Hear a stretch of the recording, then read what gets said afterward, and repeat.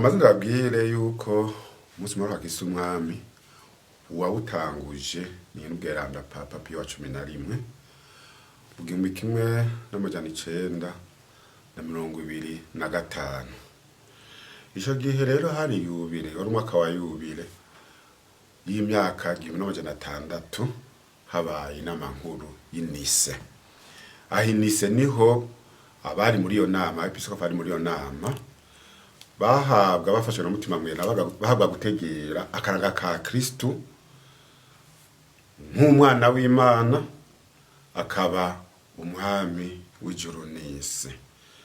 Aho rero akabivuga bariko barasigura neza ibyatumye abari mu buhakanyi bisungo witwa Arius. Arius nawe yashaka gusigura yuko Yezu Kristo ari umwana w'Imana mugabo atari Imana. Akabisigura ukundi agashaka kumvisha yuko Yezu Kristo atoba ari Imana, naho ari intumwa y'Imana twubaha. Bashatse rero kuca babitsimbataza yuko Yezu Kristo ari umwana w'Imana asangiye ubumana nkase, asangiye umwana nase, akaba kandi umwami w'ijuru n'isi. Papa rero Pio wa 11 ivyo yarabishimangiye cyane muri umwaka wa yubile 1906. Hanyuma aca atanguza rero ico twita action catholique.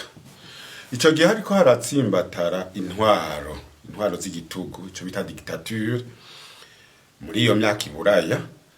Muri ukabize histoire nk'uwitwa Benito Mussolini mu gihugu c'Ubutaliyano, Adolf Hitler mu gihugu c'Ubudagi, Franco mu gihugu ca Espagne na Salazar mu gihugu ca Portugal. Abo bose babona yuko intwaro y'igitugu ariyo itanga inyishu ku bintu bimwe.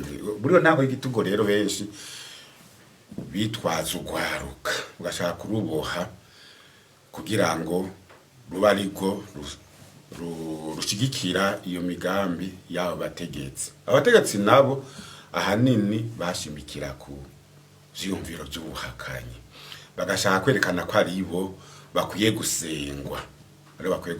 Papa rero Pio wa 11 yashaka ugwaruka rutegere yuko abategetsi batuyobora ngaha ku isi baratugira akamaro n'ivy'ukuri, ariko bageze ku rugero kwita Imana bariko barenga karimbi.